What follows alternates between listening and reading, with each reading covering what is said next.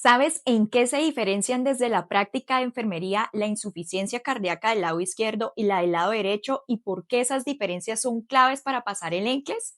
Aquí encontrarás una revisión profunda y enfocada en lo que necesita saber un enfermero o enfermera para el examen del NCLEX sobre la insuficiencia cardíaca, con énfasis en las diferencias entre el lado izquierdo y el lado derecho, fisiopatología esencial, manifestaciones clínicas, hallazgos en la exploración, pruebas diagnósticas, prioridades de enfermería, tratamientos básicos y educación al paciente.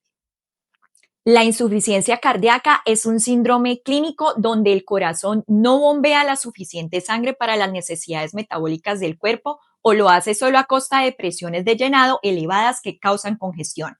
Puede afectar predominantemente el lado izquierdo, el lado derecho o ambos, es decir, de manera biventricular. Conocer cuál ventrículo está fallando dirige tu valoración, intervenciones y enseñanzas al paciente, y es un tema que aparece frecuentemente en el ENCLES. Ahora bien, revisemos la fisiopatología esencial. El lado izquierdo. Cuando el ventrículo izquierdo falla, la sangre se acumula en la circulación pulmonar, es decir, que hay un aumento de la presión capilar pulmonar, generando un edema pulmonar y compromiso respiratorio. Además, hay disminución del gasto cardíaco sistémico. Y el lado derecho, si el ventrículo derecho falla, la sangre no se moviliza hacia los pulmones y se acumula en la circulación sistémica. Hay un edema periférico, ascitis, hepatomegalia, distensión venosa yugular. A menudo la insuficiencia cardíaca derecha ocurre secundariamente a la insuficiencia cardíaca izquierda avanzada, pero también puede deberse a enfermedad pulmonar como el cor pulmonale o embolia pulmonar o hipertensión pulmonar. Manifestaciones clínicas claves y cómo recordarlas. Izquierda, pulmón. Disnea de esfuerzo, disnea paroxística nocturna, ortopnea, es decir, que debes de usar almohadas, taquipnea, tos persistente, crepitantes, rails a la auscultación, sibilancias, fatiga por bajo gasto. En casos agudos, hay edema agudo de pulmón con estertores generalizados y posible cianosis. Del lado derecho, sistema. Edema en miembros inferiores, acomodable por la gravedad, incremento de peso por retención de líquidos, distensión de las venas yugulares, hepatomegalia con dolor en el hipocondrio derecho, ascitis y puede aparecer ictericia por congestión hepática crónica. Regla, puedes conocerte esta mnemotecnia para el examen. Left lungs, right rest of the body. Edema, liver and jugular vein distension. ¿Cuáles son los hallazgos en la exploración física y los signos auscultatorios? Empecemos con el lado izquierdo. Aquí vamos a encontrar crépitos en bases o difusos si hay un edema pulmonar. A nivel del corazón vamos a encontrar S3 tipo galope que sugiere que hay una sobrecarga volumen disfunción sistólica. Puede haber también taquicardia e hipotensión en casos severos. Del lado derecho podemos ver una ingurgitación yugular, un edema maleolar pedio y una hepatomegalia dolorosa. También una encosis, una ascitis. A veces un soplo tricuspidio por dilatación de cavidades derechas. Observa siempre el llenado capilar, el pulso periférico y cambios posturales. Las pruebas diagnósticas son importantes para el ENCLES. Empecemos a revisarlas. La radiografía de tórax. Podemos ver una congestión pulmonar, una cardiomegalia y un derrame pleural, sobre todo en la insuficiencia cardíaca del lado izquierdo. En el electrocardiograma podemos ver un infarto agudo del miocardio previo, arritmias o signos de sobrecarga auricular o ventricular. El ecocardiograma es una prueba clave. No solo evalúa la función ventricular, sino la fracción de eyección o valvulopatías. También podemos tener los biomarcadores que ayudan a distinguir si hay una disnea por insuficiencia cardíaca de causa pulmonar. Y en los laboratorios tenemos los electrolitos por diuréticos, función renal, pruebas hepáticas, que sobre todo son importantes en la insuficiencia cardíaca derecha con congestión hepática o el hemograma. ¿Cuáles son las prioridades de enfermería en cuanto a la evaluación y la actuación inmediata? La evaluación debe de ser rápida, debe de haber un ABCD enfocado en signos de congestión. La A por la vía aérea y respiración. Debemos de estar pendientes de la frecuencia respiratoria, el uso de los músculos accesorios, la saturación de oxígeno, si hay ortopnea o presencia de crepitantes. Si la saturación de oxígeno baja más del 90% o hay signos de edema pulmonar, debemos de hacer una evaluación para la necesidad de hacer un CPAP o una intubación según órdenes y según protocolo. Ahora la B. Esta sería de circulación.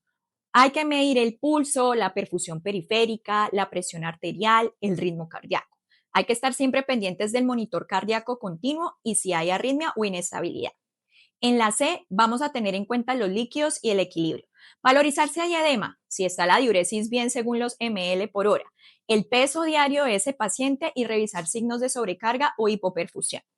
Y en la D, drogas y diagnóstico, revisar los medicamentos actuales, si tiene inhibidores de la enzima convertidora de angiotensina o la ARA2, beta bloqueadores, diuréticos, antagonistas de aldosterona, alergias y contraindicaciones. Las intervenciones inmediatas más comunes según el estilo ENCLES. Administrar oxígeno según la indicación y monitorizar la respuesta del paciente. Administrar diuréticos endovenosos como por ejemplo la furosemida. Esto para poder aliviar la congestión. Hay que estar muy pendiente de la diuresis, los electrolitos y la presión arterial. La posición del paciente, siempre semi-Fowler en 45 grados para mejorar la ventilación en congestión pulmonar.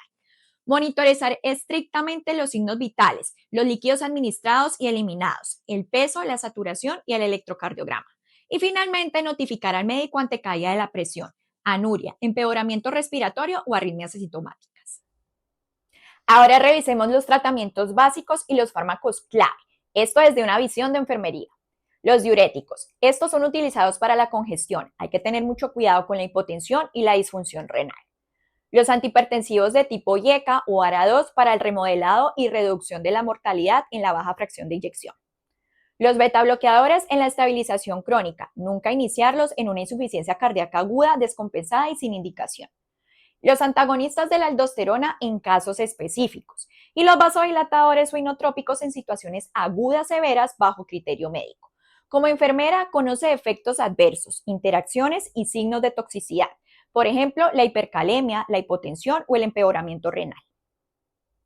El ENCLES ama la educación al paciente y estos son los puntos claves que debes de enseñar. Una dieta baja en sodio y control de líquidos según la indicación. Por ejemplo, la restricción a 2 litros día si es indicada. Control de peso diario. Reportar aumento súbito mayor de 2 a 3 libras por 24 horas o mayor a 5 libras en una semana que puede indicar retención de líquidos. Reconocer signos de alarma como el aumento de disnea en reposo, ortopnea nueva, edema marcado, mareo síncope, oliguria o confusión. Instrúyele qué hacer y cuándo buscar ayuda. Adherencia farmacológica. Explicar el propósito y efectos secundarios. Por ejemplo, en los diuréticos puede generar hipotensión o mareo. En los inhibidores de la enzima convertidora de angiotensina puede dar tos o hipercalemia. Las vacunas y manejo de comorbilidades. Influenza, neumococo, control de la presión arterial, diabetes y seguimiento cardiológico. Y la actividad y descanso. Debes de decirle que haga pautas graduales según la tolerancia. Evita esfuerzos bruscos. Plan de rehabilitación cardíaca si responde. Voy a darte 3 mini escenarios que suelen aparecer. El primero, un paciente con insuficiencia cardíaca crónica que llega con ortopnea y crépitos. La prioridad es evaluar la vía aérea respiración, administrar oxígeno, colocar en posición semi-Fowler y preparar el diurético endovenoso. Hay que estar muy pendiente de la monitorización de la diuresis, la respuesta correcta con prioridad ABC. Segundo caso, un paciente con una insuficiencia cardíaca del lado derecho, con distensión yugular, más edema generalizado. El enfoque debe hacer de acuerdo a la evaluación del volumen, es decir, todo lo que administramos y le sacamos a ese paciente versus el peso, la hepatomegalia, planificar la restricción de líquidos y dosis del diurético. Hay que educar sobre la elevación de los miembros y precaución con los diuréticos por los cambios en electrolitos. Y el tercer caso, el paciente con una insuficiencia cardíaca y náuseas y debilidad al tomar los inhibidores de la enzima convertidora de angiotensina. Hay que valorar los signos de hipercalemia, revisar los laboratorios y notificar los cambios. Relevante, los efectos secundarios de medicamentos y prioridad de seguridad. Un consejo para el ENCLES es siempre priorizar la seguridad y cambios agudos, disnea, caída de la presión, anuria y usa el ABC más la reevaluación continua. Estas son las complicaciones a vigilar. Edema agudo de pulmón es una emergencia. El shock cardiogénico por falla severa. Las arritmias, fibrilación auricular es muy común en la insuficiencia cardíaca. Insuficiencia renal por bajo gasto o por diuréticos. Detectarlas temprano salva puntos en el examen y sobre todo salva vidas. Finalmente, aquí tienes frases útiles para la prueba. Cómo razonar en voz alta.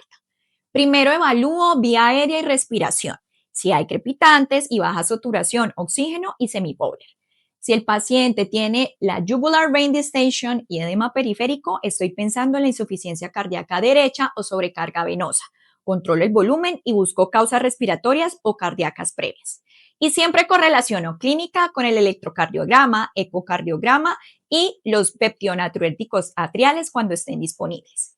Gracias por ver esta revisión. Si te gustó este contenido, te invito a unirte a nuestras enfermeras en USA, a guardar y compartir este video para que más compañeros lo usen para su estudio y a seguirnos en nuestras plataformas digitales para más guías ENCLES, casos clínicos y revisiones rápidas. Nos vemos en la próxima sesión y éxito en tu preparación.